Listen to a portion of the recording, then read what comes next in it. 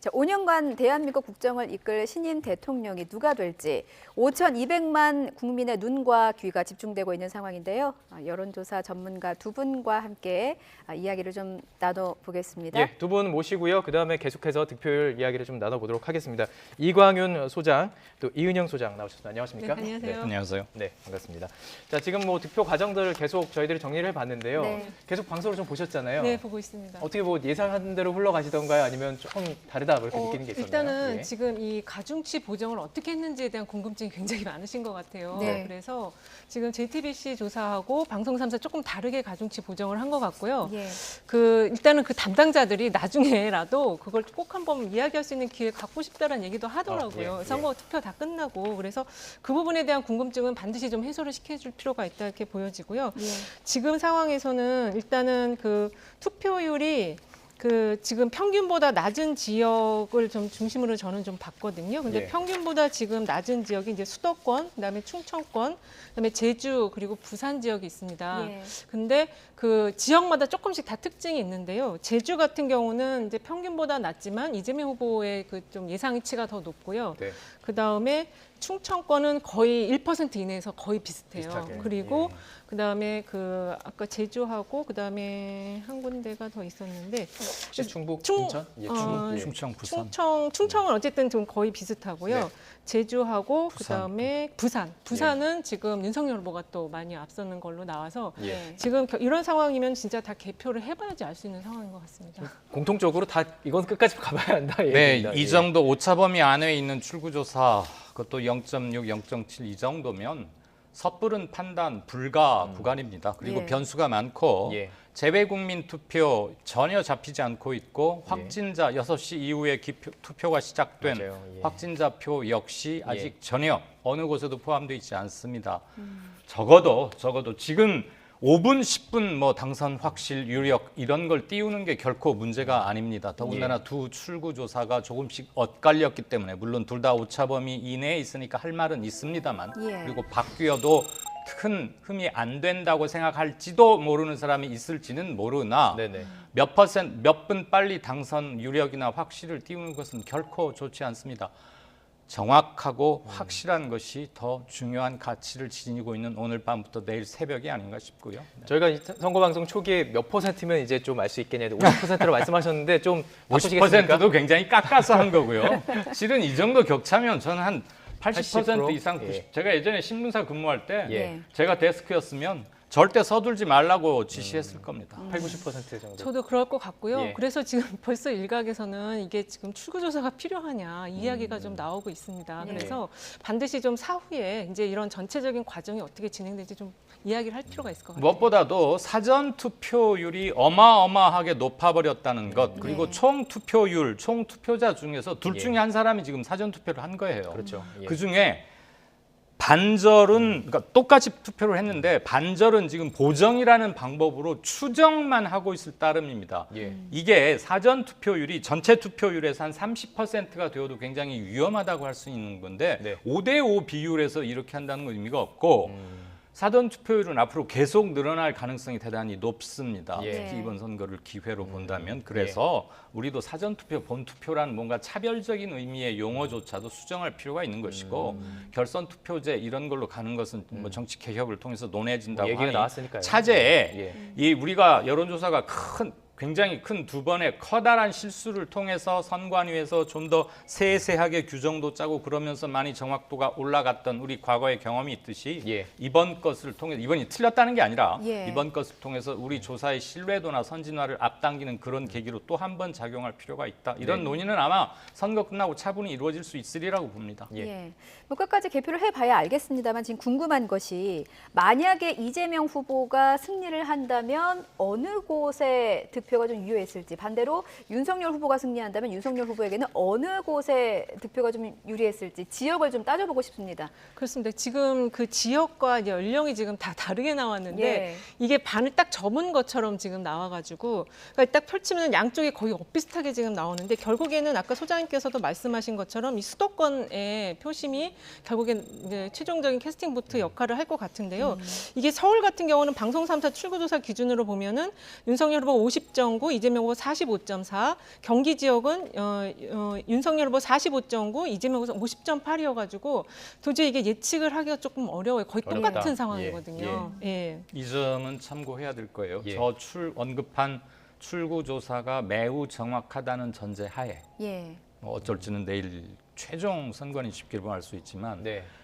현재 서울시 인구를 100으로 했을 때 경기, 인천의 합 인구는 120을 훨씬 넘습니다. 예. 이게 10년 전만 해도 서울시가 100일 때 경기, 인천 합쳐서 99, 100, 이 정도밖에 안 됐었는데 네네. 약 10여 년 사이에 부동산 가격의 폭등으로 서울에서 계시던 분들이 경기도 전출하는 게 많았고 예. 각 지에서 수도권으로 일자리나 학업 때문에 올라올 때도 막바로 서울 들어오기가 대단히 힘들어졌습니다. 그 경기도에서도 난개발 이런 것도 많이 있었어가지고 인구 격차가 지금은 상당히 납니다. 그래서 경기도에서 어느 정도 이겼을 예. 때 서울에서 얼만큼을 더 벌려야 득표수에서는 비슷해질지는 10여 년 정도 지금은 판이하게 다르다는 것은 염두에 두고 봐야 예. 할 겁니다. 자, 지금 지역을 말씀을 해주셨기 때문에 이걸 좀 살펴보면 좋을 것 같아요. 민심은 항상 지역 현안과 굉장히 뜨겁게 움직였었잖아요. 그렇습니다. 갑론을박을 펼치면서 들끓고 있는 8개 지역이 있습니다. 핫이슈 지역인데요. 이 지역의 개표율은 어떨지 한번 살펴보겠습니다.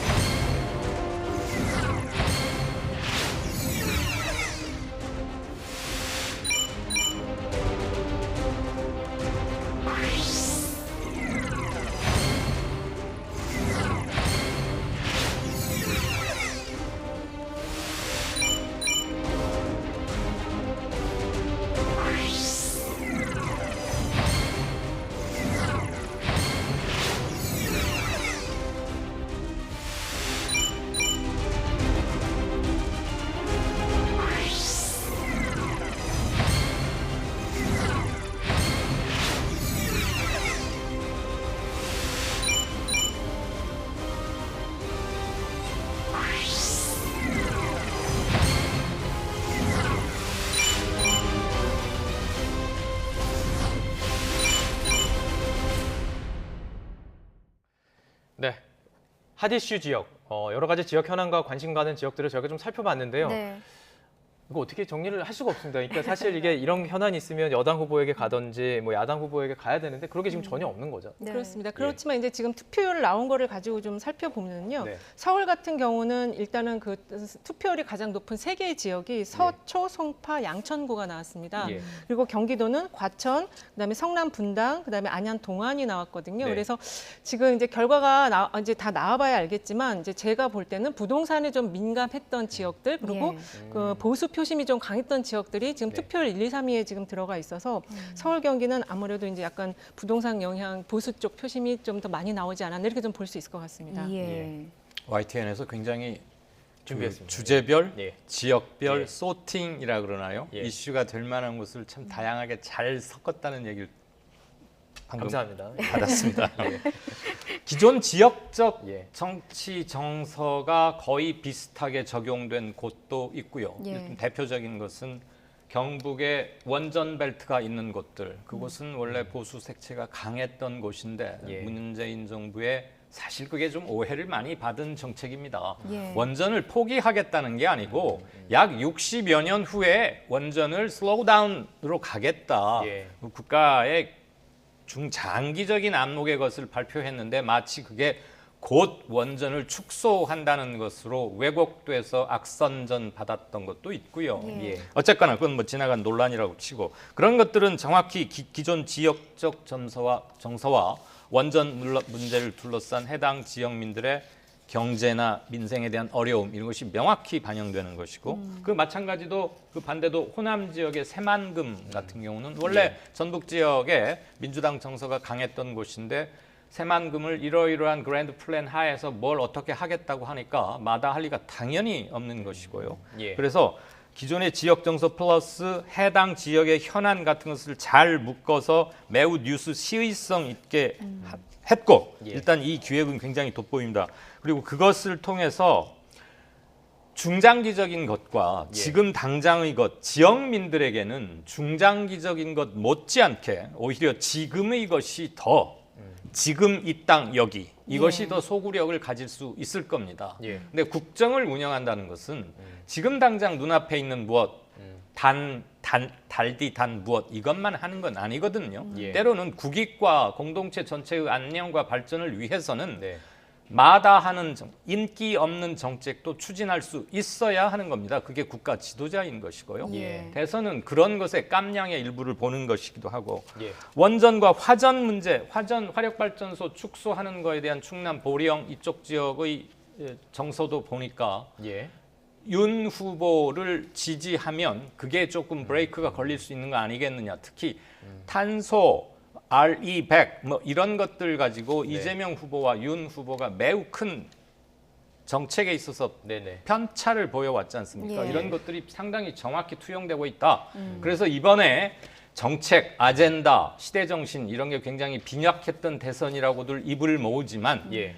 각각의 정책에 대해서는 매우 이해도도 높았고 그것을 정치적 의사 표현도 제법 잘 되고 있지 않느냐 저는 예. 그런 일단을 보았습니다. 국민들은 한 표 한 표를 정말 신중하게 네. 고민하면서 하고 있다라는 말씀이신데 지금 정리를 해보면요. 지금 전국의 투표율은 20% 조금 못 미치는 수준으로 가고 있고요. 예. 전국 투표율을 비교해봤을 때는 두 후보가 한 3%포인트 정도가 지금 차이가 나고 있습니다. 개표율이죠. 개표율입니다. 죄송합니다. 네. 개표율이 20% 정도 이루어졌고 네. 이제 득표 상황을 비교해 보면 3%포인트 차 정도가 지금 나고 있습니다.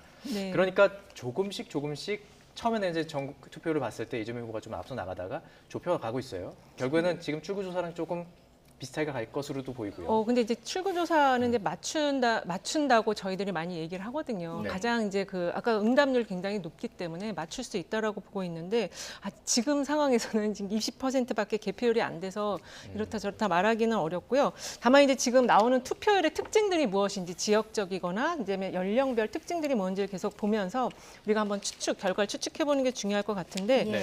지금 그 전국적으로 보면은요. 그 상위 투표율 3개, 그러니까 각 이제 그 광역에서 다시 좀 시군 단위로 들어가 보면 15단은 군 단위에서 좀 투표율이 더 높게 나타났습니다. 그래서 그게 이제 어떤 결과를 가져올지 그런 걸 나중에 한번 이제 좀 분석을 다시 해봐야 될 것 같아요.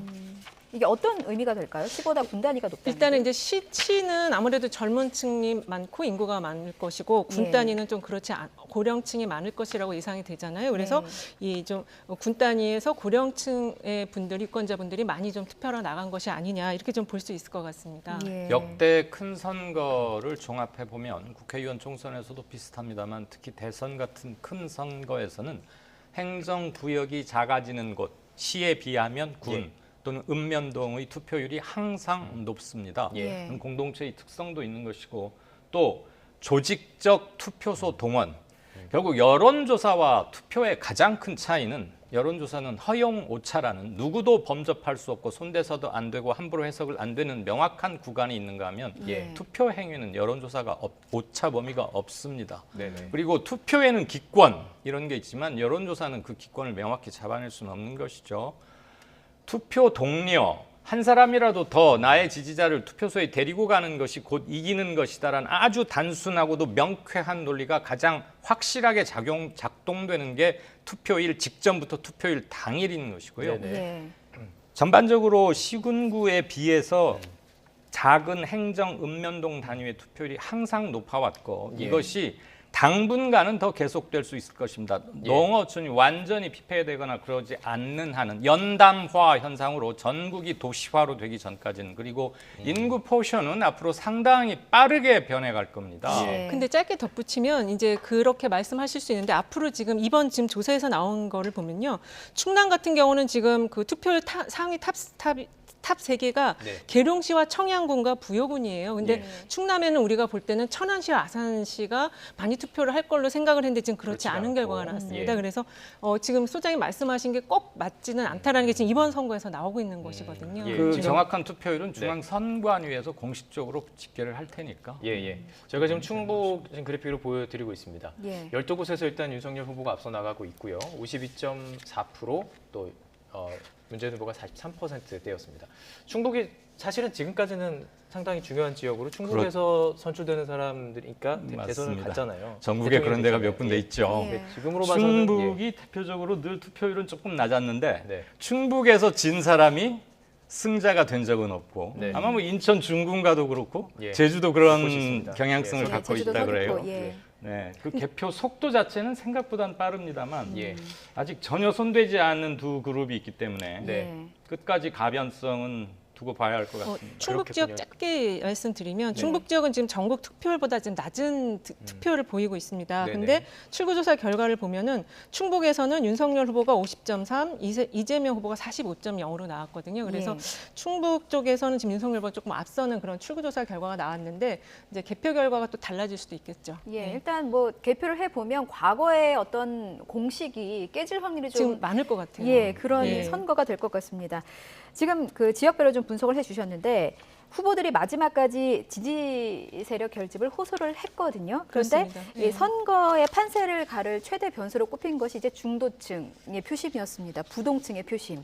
부동층과 중도층의 표심을 가를 최대 변수는 무엇이었다고 보십니까? 그러니까 이제 사실 유권자들께서 표심을 정할 때 가장 중요한 요인이 후보자 요인, 그다음에 이제 정당 요인, 그다음에 미디어 요인과 이슈 요인이 있는데요. 예. 지금 기본적으로 이제 양 정당이 다 결집을 하는 투표의 형태를 띄었기 때문에 정당 요인이 가장 크게 작동을 했는데 선거 막판에 지금 비호감 대선이라는 얘기가 많았고 부동층이 좀 일부 있었기 때문에 예. 이 층들은 결국에는 이제 후보자 요인을 많이 봤을 것 같습니다. 그리고 그 이제 투표의 직전에 그 후보자들이 냈던 메시지들을 좀 많이 검토를 해서 마지막 표심을 정했을 것 같거든요. 그래서 예.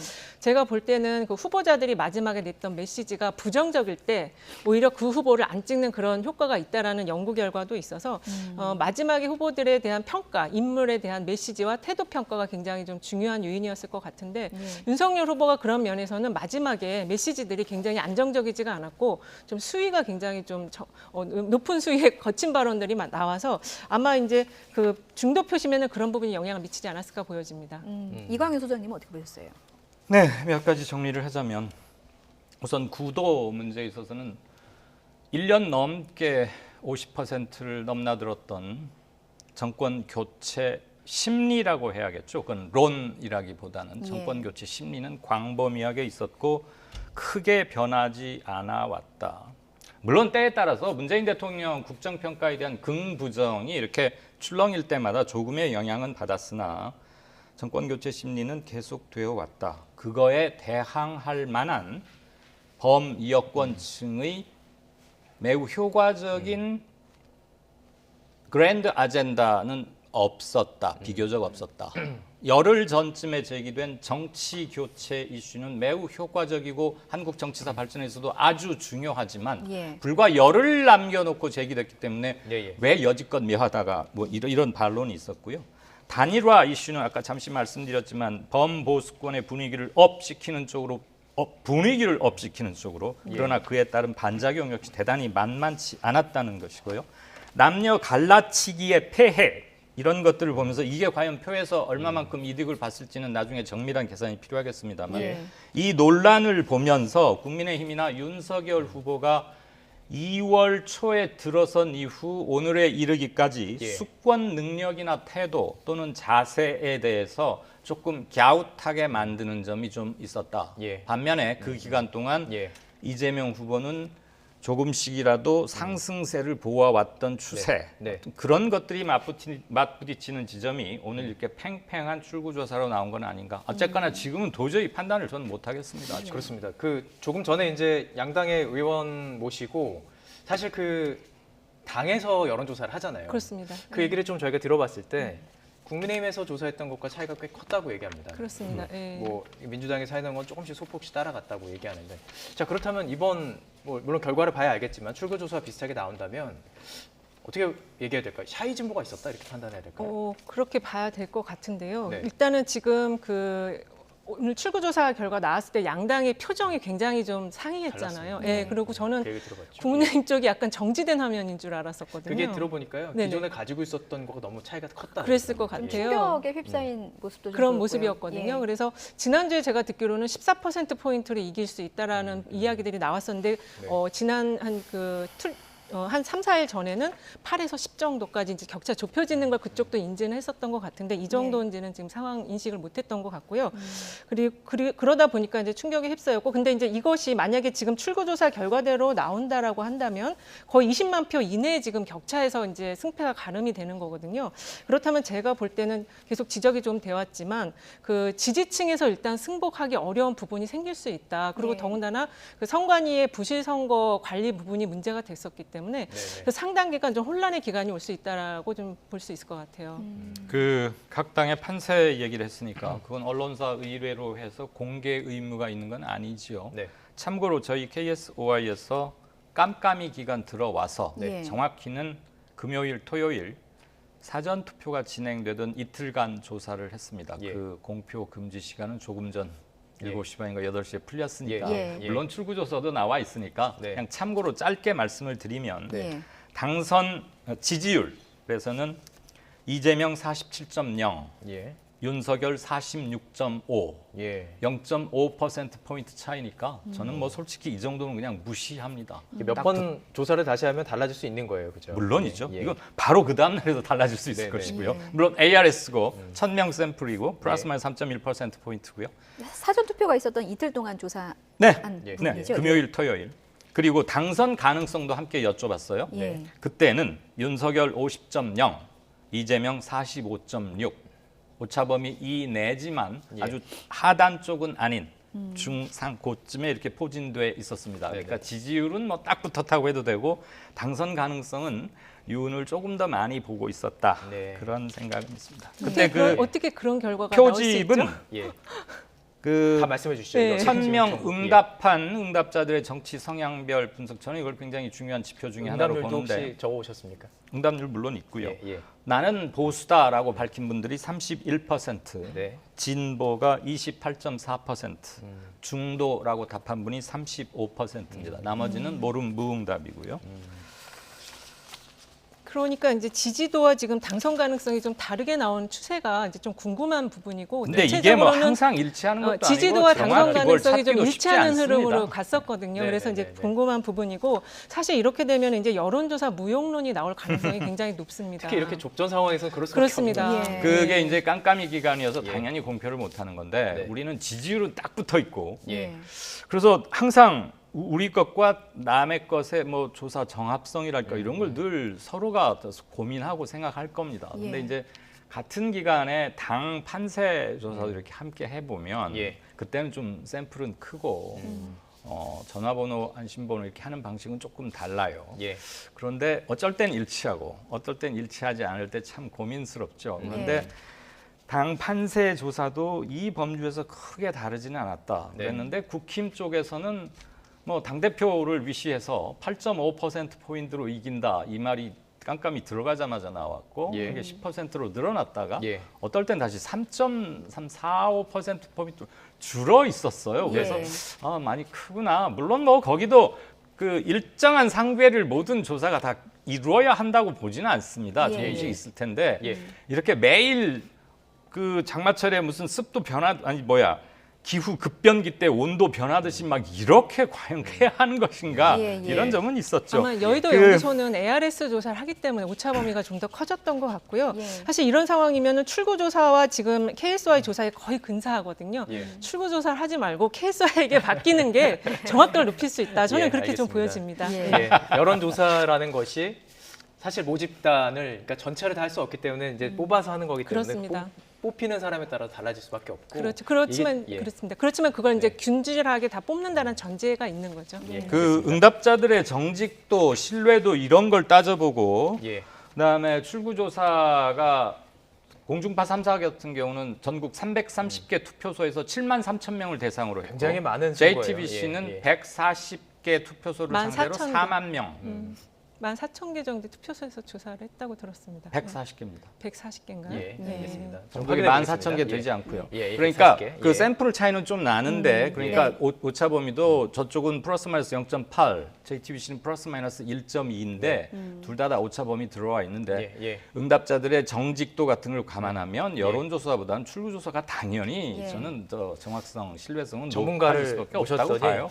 아주 자세하게 지금 여론조사를 분석해 아무튼 많은 숙제를 남기는 또 하나의 대선이 아닌가 맞습니다. 그런 예. 생각이 듭니다. 지금 저희가 이야기 나누는 사이에 25% 가까이 이제 개표율이 네. 올라왔습니다. 네. 24%가 24%가 넘었고요. 24% 넘은 상황에서 전국 투표율만 개표율이 25%입니다.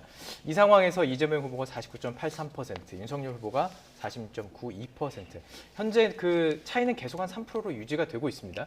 이게 후반부에 어떻게 변할지 이게 상당히 관심인데 후반부에 어떻게 변화될 수 있는 요인들이 있을까요? 이게 지금 상황이라면 이제 저희는 데이터를 가지고 이야기를 해야 되니까요. 좁혀질 가능성이 높은 거죠. 예. 예, 좁혀질 가능성이 높은데 이제 네. 그 사전 투표가 지금 나중에 개표가 될지 먼저 개표가 될지 잘 모르니까 그 부분을 사전 투표를 감안할 때 먼저 보통 이제는 한다 개표를 그러잖아요. 하면은 예, 예. 나중에 가면은 그러니까 지금은 그럼 격차가 더 이재명 후보 쪽으로 이제 좀 이동을 하지 않을까 저는 그렇게 보고 있습니다. 왜냐하면 예, 사전 예. 투표 때 그 단일화에 대한 그 분노 표심이 좀 나왔었기 때문에 예. 그래서 좀 그 이쪽으로 좀 이동하다가 다시 또 이쪽으로 우측으로 이동하는 그런 형태가 되지 않을까 보여집니다. 예, 네. 예. 마무리 멘트 듣겠습니다. 네. 단일화에 대한 분노 표심이라고 앞서 말씀해 주셨는데 앞서 양당 의원들을 모셨을 때요. 민주당 입장에서는 단일화의 반사 이익을 얻었다라고 말씀을 그렇죠. 하셨고 국민의힘 쪽에서는 단일화의 효과가 크게 없었다 이렇게 분석을 하시더라고요. 저는 가장 두렵고 정확한 것은 역시 국민이 아닌가. 그 단일화가 인위적이었고 예. 기습적이었고 희화화시키는 거였고 국민 정서를 상당히 반하는 가치 지향적이 아니라는 것은 대부분 알 수 있었다는 점. 예. 그래서 역시 국민은 정치의 주체고 예. 제대로 대접하라. 선거 때만 그러지 마라. 예. 네. 주권 재민을 몸으로 실현한 대한민국 백성들이라는 것을 예. 명확히 인식해야 할 겁니다. 예, 알겠습니다. 오늘 여기까지 듣도록 하겠습니다. 이은영 휴먼앤데이터 소장, 이강윤 한국사회 여론연구소 소장과 함께 이야기 나눴습니다. 고맙습니다. 네, 감사합니다.